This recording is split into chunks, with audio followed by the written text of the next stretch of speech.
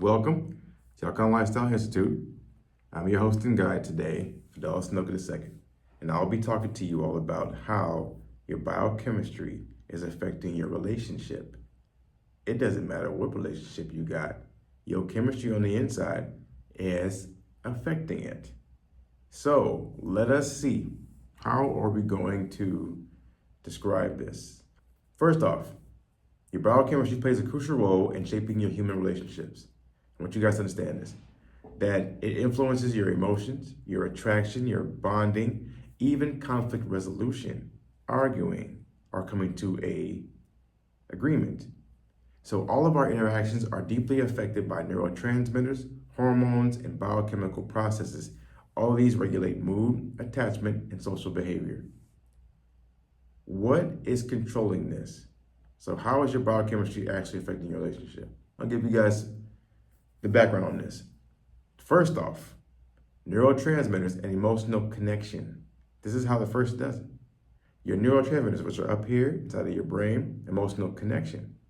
Your chemicals like dopamine, serotonin, oxytocin, they influence feelings of happiness, trust, and bonding. Oxytocin, often called the love hormone, strengthens emotional connections and promotes intimacy. This is the first thing, because I want you guys to also understand this. This is coming from mainly the gut. Serotonin, melatonin, dopamine, oxytocin, they're mainly created internally through the gut microbiome. So your gut, what you guys are eating, directly affects how you guys are outwardly affecting the world in the screen space. Number two, hormones and attraction. Testosterone and estrogen play a role in romantic attraction. Now, this is both men and women. We both have testosterone, we both have estrogen. So it affects your confidence, your desire, your social behavior. Again, pheromones, how you smell, how you literally, the chemical scent that you have, that you give off, like it's like a chemical stamp. Subtle chemical signals may also contribute to subconscious attraction. It's under the surface. You see, so how somebody smells, you gonna pump the cologne. I think they had something back in the day called Michael Jordan cologne. Mike was getting in, but they had Michael Jordan cologne. You can literally smell like you just finished playing in the game, just like Michael Jordan. It's crazy. And I'm thinking to myself, man, they don't even know their own chemical stamp, but they're trying to take his because he's successful. You know, people will market that. They package it up and they marketed that. Let's go to stress and conflict. So stress and conflict, high levels of cortisol, which is the stress hormone, cortisol, it leads to irritability and tension in your relationships. This is another thing that's a powerful thing for you to understand. If you're not aware that you are causing issues, that you're causing this, you are the cause. You're the cause of these effects. You see, so mainly, if you look at yourself from a different perspective, again, and you're not only are you aware, but you're hyper aware. You're hyper aware because if you're fighting a lot in your relationship, if you're doing things that are just outwardly, like they're just over the top, realize this: your chemistry is making you do that. Your chemistry is making you cheat on your spouse or your girlfriend or boyfriend, or your husband, your wife. It's your chemistry. That's what's driving you, your chemistry. High levels of cortisol, and talking about leads to irritability and tension in relationships, while balanced levels of endorphins help maintain emotional stability. Now, there is a way to achieve monogamy. It's called vasopressin. Attachment in long-term bonds. The vasopressin hormone is linked to long-term commitment and monogamy, influencing how people from deep emotional, it influences how people form deep emotional attachments. Vasopressin, the chemical. Yeah, so you have a monogamous chemical. Here's another one. Empathy and social connection. Biochemical processes regulate mirror neurons. What are mirror neurons? They're neurons inside your brain that help you to understand the person outside of you. because that person is a mirror reflection of yourself. This helps individuals understand and respond to others' emotions, fostering empathy and social bonding, meaning you actually start to understand your partner. Because your chemistry is off, you don't understand the man don't understand the woman, you don't understand each other, then it's going to be a nuclear bomb and an explosion. There's your explosion. When you understand the chemical foundation of relationships, these help people, anyone, to navigate emotional dynamics. It's actually pretty easy.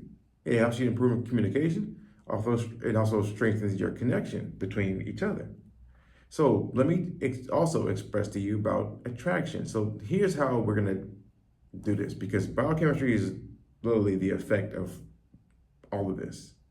But we'll go into we'll go into a longer depiction this week where I'll connect biochemistry with what's called biocosmology, because the cosmos, as above, so below, the universe on the outside is the same thing as the universe on the inside. I'm going to show you the connection between plasma and how the connection between plasma now formulates a connection from the outside in. And so how your inner world creates your outer world.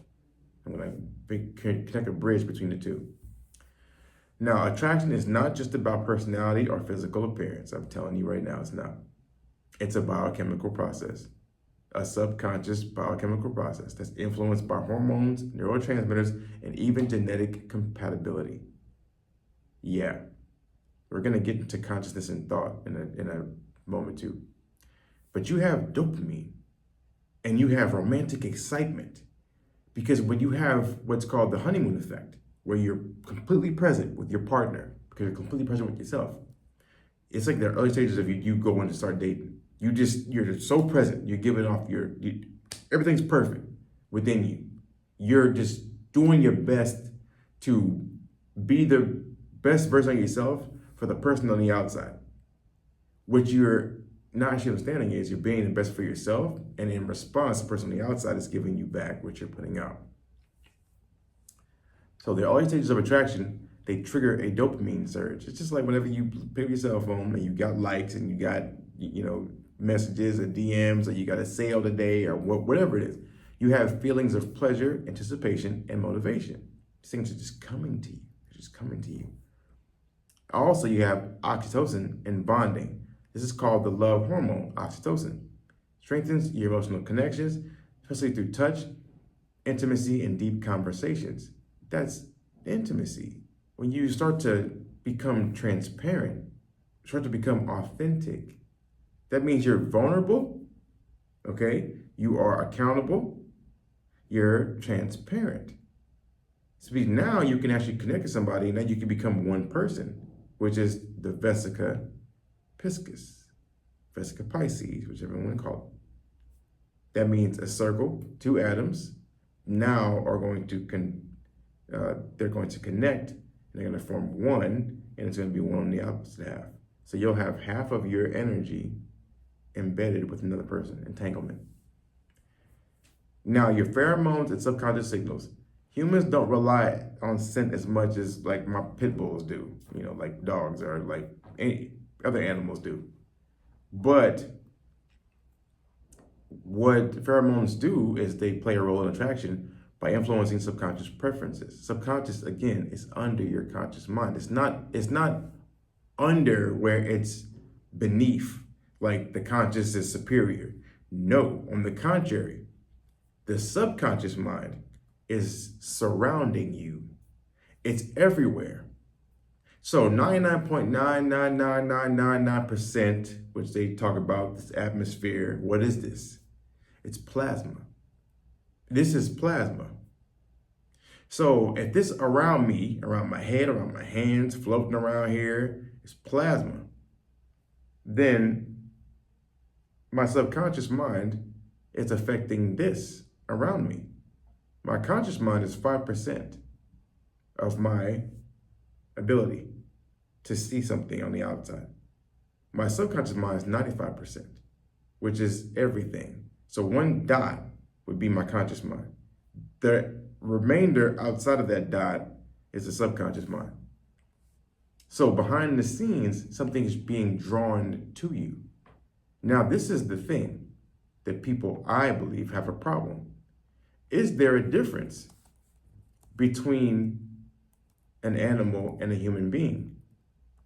Is there a difference between an animal and a human being?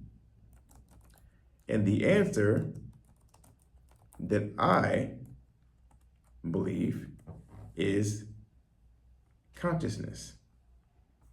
It's just consciousness. Humans evolved from animals. So we have highly developed brains, but pretty much it's just an evolution of consciousness. We still started off as animals. So what the animals do have is we have embedded inside our brain, we have an animalistic brain. It's a part of it. We're not just sitting here, higher elevated consciousness and awareness. No, we have an animalistic brain and we also have a higher mind of thinking. So you have emotional resilience in your relationships. Emotional resilience is your ability to navigate conflict. How can you get over fighting? How can you get over arguing and maintain emotional balance? This is what emotional resilience is. It's heavily regulated by neurochemicals. This is what you do not understand. So you're not going to go to divorce court. They're going to tell you about your chemistry. They're not going to ask you about what your diet is when you go to divorce court. Don't care about that. Your lawyer is not going to ask you about that. That's not what it is. It's not what it's about. But I'm telling you the truth of how it really works and why you can't seem to find harmony and coherence with your partnership. I'm telling you why. And I'm also going to connect it to, all of this is connected to thought, because thought is what controls your biology. So serotonin and mood stability. Low serotonin levels are linked to mood swings and emotional distress, making it hard to manage relationship conflicts. You know that your gut is what tells you to wake up. It's your gut first.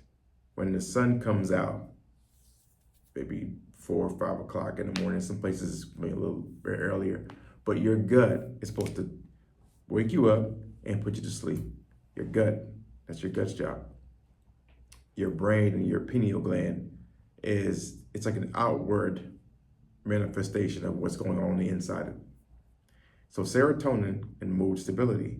When you have low serotonin levels, they're linked to mood swings and emotional distress, making it hard to manage relationship conflicts. Go outside. You gotta go outside. You gotta go get some vitamin D. Just go outside. I don't care if it's overcasted. Go outside. That's the power of the sun. Go outside. I don't care if the clouds is overcasted, it's gray. Just get outside. That's the first thing. Now, cortisol and stress responses. Chronic stress increases cortisol, which can make people more reactive and defensive or withdrawn in relationships. It's stress created by cortisol. Endorphins and conflict recovery. Endorphins released through exercise. Oh, here we got exercise again. Here we got that word. Laughter. Don't take everything so seriously. Physical touch. Yeah. Rub on somebody. Yeah. Somebody who you care about, who's not gonna freak out if you touch their arm or something like that, like most people do in this day and age. It helps regulate emotional resilience. Go massage somebody. Go rub somebody's temples and their head and something soothing. It makes people more adaptable in relationships. Long-term connections require more than attraction. This is how long-term bonding and relationship commitment come about. Long-term connections require more than just attraction. They depend on biochemical reinforcement. Now, I'm telling you guys, this is how you have a marriage. It's a chemical marriage. It's not marriage on paper. To hell with your paper. It's chemical. This strengthens trust, attachment, and deep love. So all you women saying, women don't understand men. All you men saying, men don't understand women. All this other crap. Y'all don't understand chemistry. That's what it is. Both of y'all did not pay attention to chemistry class because you know why? They didn't tell you that it mattered. You were thinking that chemistry was somewhere outside. You were like in a laboratory trying to make some concoction to go put into a nuclear reactor, but you're the nuclear reactor. It's you. Everything that you learn, all the subjects have an effect on you and your life and your well-being. You learned it to be an employee. That's what public school did to you. It disconnected you from holistic learning, which is learning about the whole. You have to learn about the whole. You can't heal somebody just based on one thing. You learn about the whole. So, again, your long-term connections require more than your just attraction. They depend on biochemical reinforcement that strengthens trust, attachment, and deep love. Vasopressin, let's get right to it. Vasopressin and monogamy. It plays a role in commitment, promotes long-term bonding, and protective instincts in relationships. Vasopressin. Neuropeptides and emotional memory. Chemical signals in the brain help store emotional experiences, reinforcing sentimental attachments and shared history. It's a good thing. You see, you keep living in the past. It's because your perspective is off. Oxytocin and parental love. Oxytocin is also responsible for parent-child bonding, highlighting how deep emotional connections rely on biochemistry. It's good. So now what are you supposed to do? You got to optimize your chemistry. Because if you don't optimize your chemistry, how are you going to enhance your relationship? If your relationship is awful right now, you're on the brink of breakup or divorce or anything. You have no emotional resilience. You can't solve any problems. All you're doing is arguing and fighting. Don't go to Dr. Phil. That ain't what you got to go do. Don't go start talking all kind of crazy stuff in front of everybody and all. Don't start doing all that. You're just going to draw more opinions that you can't handle. Don't do any of that. Don't go run to your parents or go run to your friends. Don't do that. Go within yourself, first of all. That means you meditate on yourself. You meditate and you find out, become familiar with your responses and yourself. That's what you got to do. Here's the first one. So here's like some practical strategies for you guys to do. Because you have to improve your neurochemistry for better relationships. One thing you do is boost dopamine for attraction and excitement. Boost your dopamine. How you do it? Engage in novel experiences. Go travel. Just go somewhere new. Start something new. A new hobby. Pick up a new sport. Pick up a new game. Pick up a new book. Go on a new adventure. It keeps your relationship stimulating. Number 2, celebrate wins together. Dopamine spikes when you achieve something and you share it with somebody. So don't be afraid to be vulnerable, to be open, to be transparent, and share your wins. And this is what the other thing, receive them. If somebody has high value for something and then your partner is like, it's because you don't see it as valuable, but this person sees it as valuable. So celebrate it. If it makes them feel good, celebrate that it makes them feel good. Don't sit there and be like, well, I don't think it's worth anything. Well, that's on you.